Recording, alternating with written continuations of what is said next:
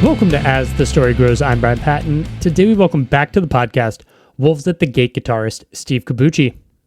The new Wolves at the Gate record, Wasteland, is out this Friday on Solid State Records. Steve and I deep dive into Wasteland, talking about creating a concept record, the help of Josh Gilbert to push the band's sound, being inspired by newer bands, the visual elements that accompany the record, and a lot more.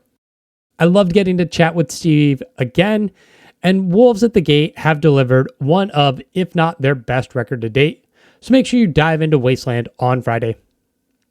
Thanks so much for checking out this episode of As the Story Grows. If you are brand new to the podcast, welcome. Thanks for listening and checking us out. You can find links at asthestorygrows.com or in our show notes for our mailing list, our podcast community on Discord, and our Patreon page where you can get early access to every episode for $1 a month. Enjoy today's conversation with Steve from Wolves at the Gate.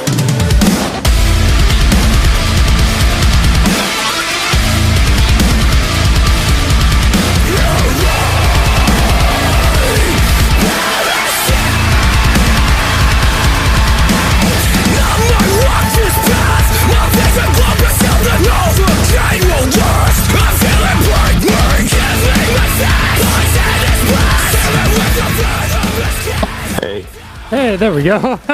Sorry about that. I had to resort to something else. I literally just had a podcast interview like 45 minutes ago and then just wasn't reading the camera anymore. So it happens. It's all good. Yeah. So thanks for your patience. Yeah, no worries. How you doing today? Good. How you doing? Doing good. I re-listened to the chat you and I had back in 2022 before the last album came out. Specifically because I was wondering if I asked you a question, which I did not. But in that conversation, you said something to the effect of, my brain doesn't work in a way that allows me to create a concept record. Which is funny because reading the press release for this record, it seems like this is a little, not like maybe narratively and like beginning, middle, end of a story, but this is more of a concept record than you've done previously. Outside of this idea of like the lives we create in our head, what was the inspiration for making this more of a concept? That is funny. I actually remember saying that now. That you remind me of it. I'd forgotten about it. Yeah. I think part of the reason why I never did before was just intimidating. And also I didn't feel like I had a unique metaphoric concept that I felt had the legs to span over, multiple songs and obviously an album. Because I've definitely had like concepts for lots of different songs or a few songs, and that was like hard in itself. But as I started like kind of getting the idea of this story, I started seeing a way that there's no way it could be tackled in a few songs. And so, and I've never really unlocked that side, I guess, of my own brain creatively to, write out like a long story, and so I just started working out this idea of the story. I would just think about it a lot when I was like driving, or if I was at the gym, or like when I'm at the airport. Because what I realize is like whenever I'm in places where I see a lot of people, I look out and I just kind of wonder, like, what are they thinking about? Or what's their life like? What's their story? What are their struggles? What's hard for them? You just don't know, right? You don't know. And I know what it's like in my head, and I know the battles that I have to face and work through. And we all kind of live that isolated, but we all try to pretend like that doesn't happen, or it's like not real. And so I wanted to make a real world that tells a real story of what goes on in our heads. Because like when you think about somebody's life, at their eulogy or whatever, you know, they're like, they were a child, they became a teenager, they went to college, got married, got a job, had kids, retired, got old, and died. And it's like, that's not the story, you know. That's like, and so that's not the reality of what life is like, but that's how the kind of the picture we paint for everyone, or we think.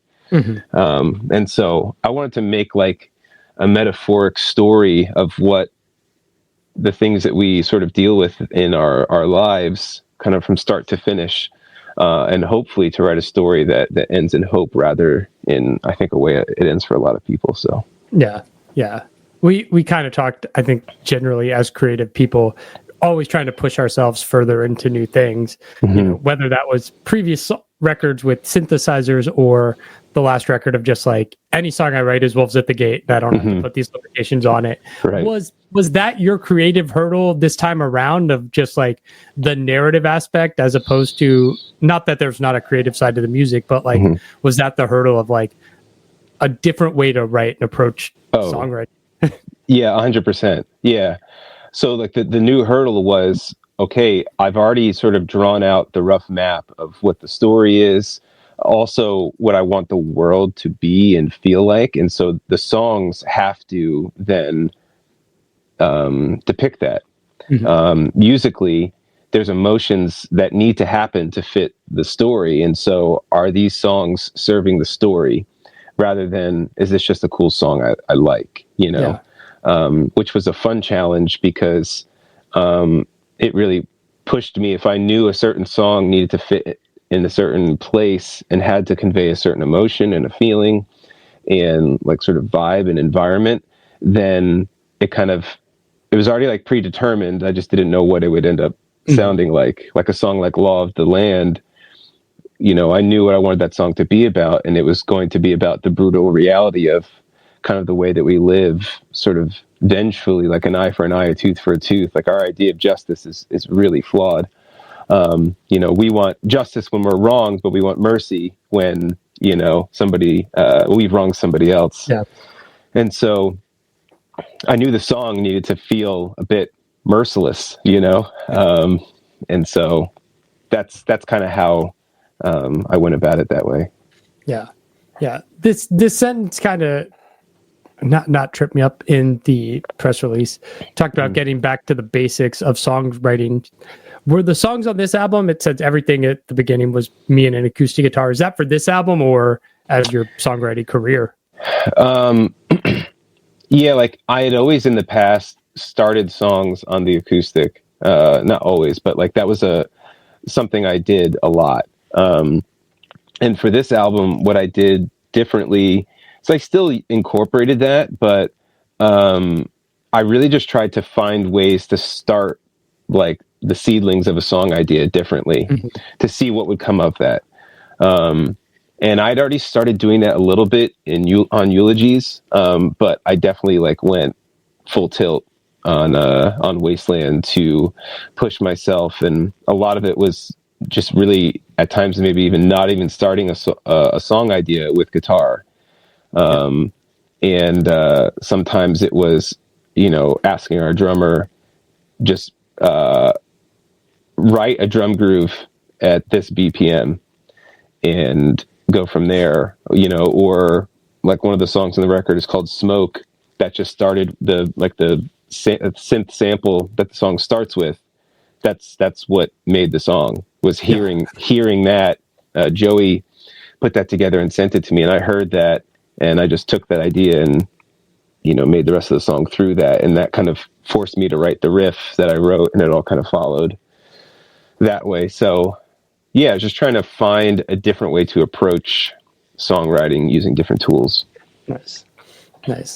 You have this, I think last time we talked, I was getting the Wolves at the Gate story. So I went through the band's entire discography to map it out. For this record, we've had that conversation. So I was just like listening to this record on repeat.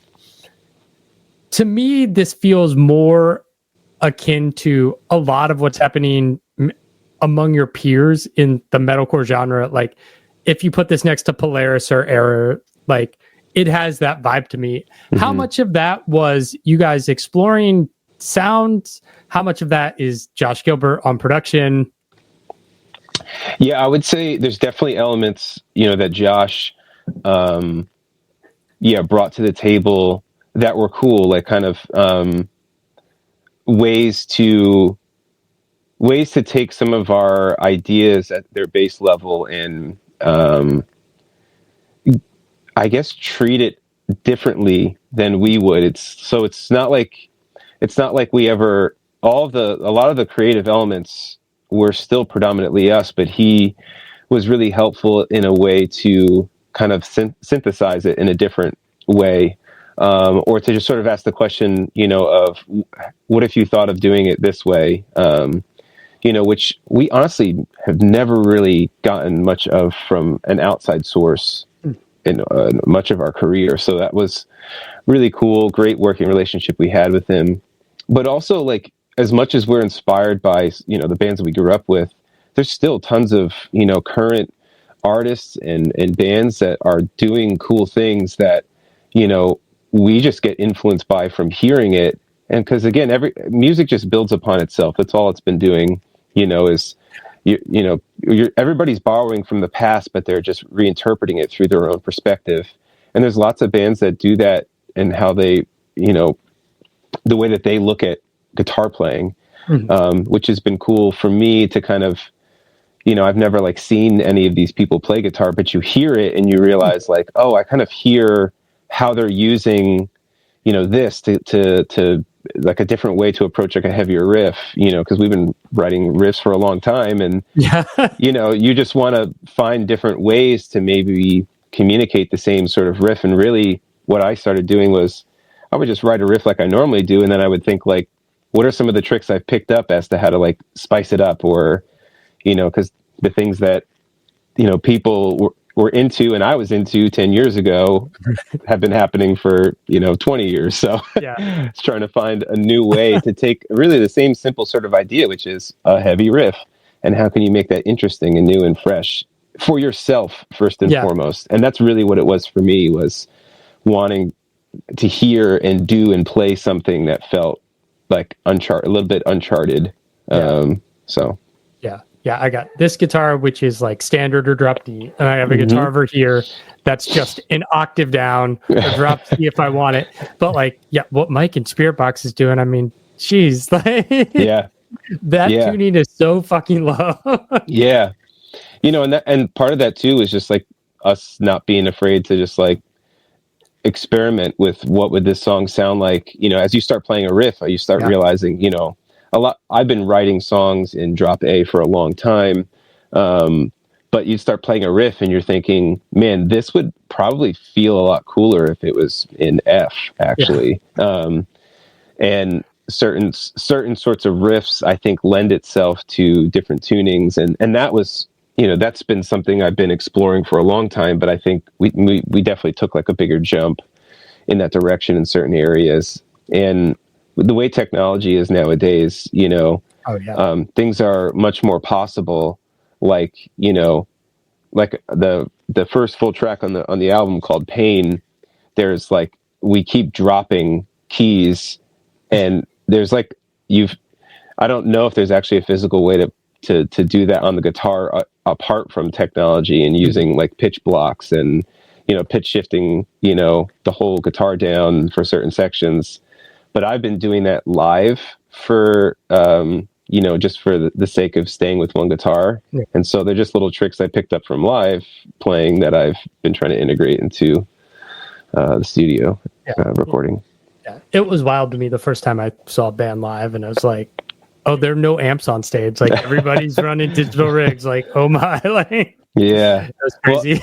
Yeah, I mean, if they're older guys like me, they did the pedal dance and the tube amps for years. And if you toured during that era, tube amps don't like living outside in a trailer and being bounced around for 400 miles a day, and then asking it to like perform, and then also playing in hot, sweaty venues, all the moisture and can't tell you how many technical difficulties I had with analog gear. I love analog gear, but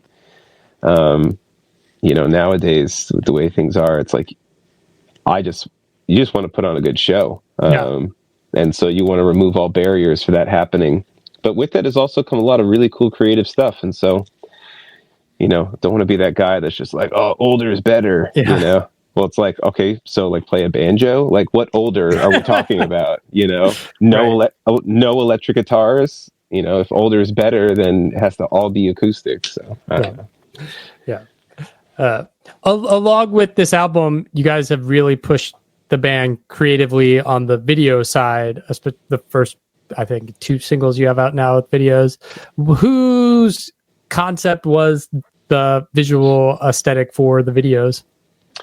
So the videos are really just representing the concept of the album. Mm-hmm. And so what we did is, we worked with, a director and, Garrett Drake and Kevin Johnson. They've done music videos for us in the past, and we just took the concept to them and basically asked them, like, how can we deliver this, this full-fledged story sort of piece by piece? And they just really bought into the idea, and they loved the idea and the message that we were trying to communicate, and helped us bring it to life in a way that I could not have done on my own, that's for sure.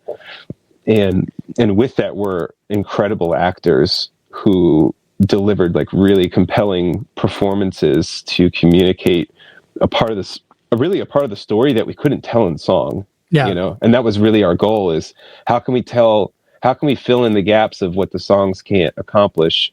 Because the actual story that I have written out, when I'm done, it'll probably potentially be close to like 60 pages. So, of like a narrative. And so, yeah, that was really exciting to do that and to give people something different. There's always going to be the people on the YouTube comments that are just like, just came here for a music video, didn't want a short film. But there's also people who are going, wow, we were hoping the response would be, wow, I came here for a music video and I got a short film. Yeah. Because the reality is like us doing that it's not making us more money. It's costing us more money. Right. It's something we're trying to give to people. And I get if you just want to listen to the song or just watch the video, for sure. That's what technology is amazing. You just take your mouse and you scroll past and you click, and so I'm sure somebody's time stamped it. So you can just click on that and just rock the video, Yeah. Yeah. It's cool how you have the ability to, without having to create a DVD and, whatever VHS tape to send it out to people. Like, you can create this little movie. It has the response. Have people gotten it?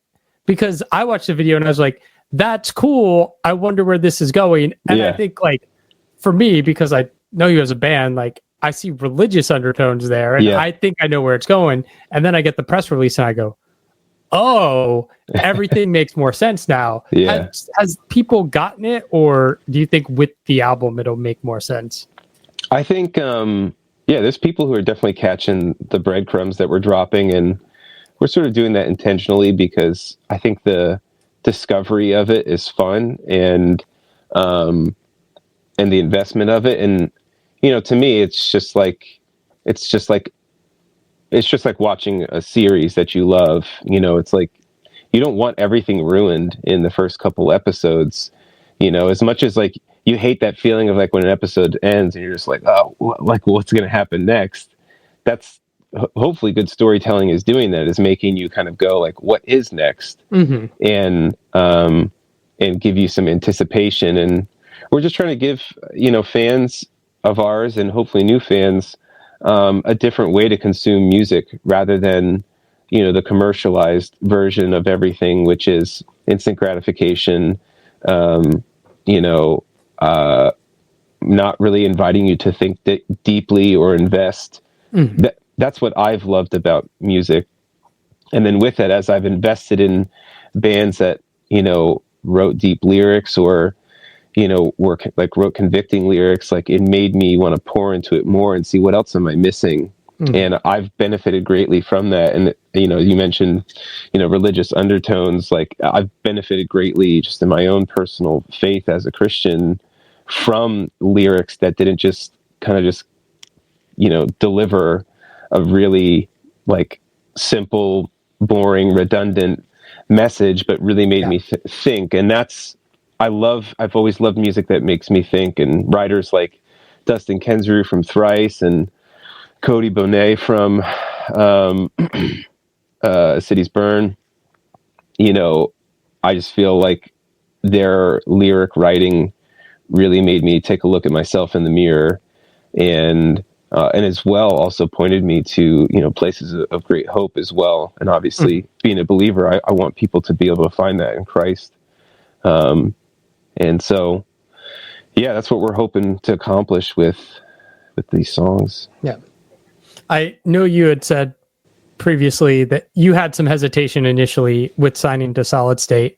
Obviously, over the last 15 plus years now, the label and the music industry has undergone a shift completely.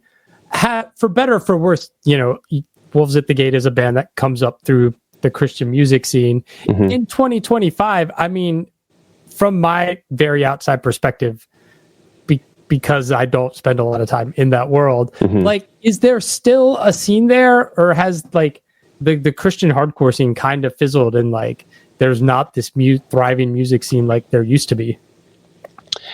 Yeah, I mean, it definitely is. I would say probably way less visible.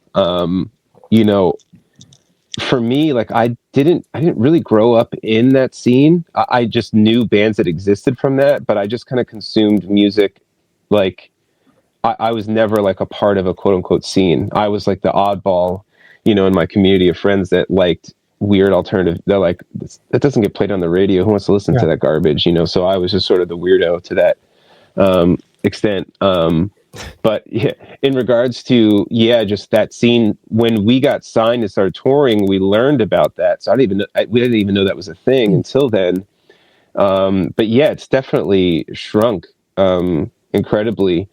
And I would say in a lot of reasons, for good reasons. There was a lot of, from my perspective, I just think there was a lot of just possibly people just jumping on bandwagons because they liked the band and didn't even really know what they were getting involved in. To me, like Christianity and my faith it's not who I was when I was born or when I was growing up, but it's who I am now. And I've been changed, and that is like who I am. And I play music.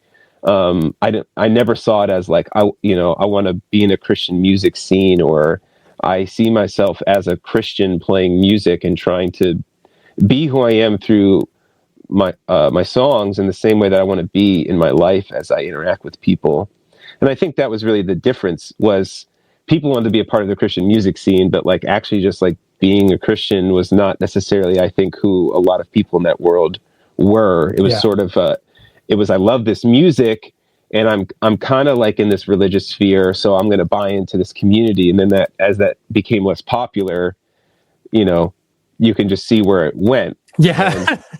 And, so it's kind of like, it wasn't that cool anymore. And you can see that it was a fad for a lot of people. Yeah. Yeah. So for sure. Yeah. Album's out May 30th. What's the plan? I mean, you got kids.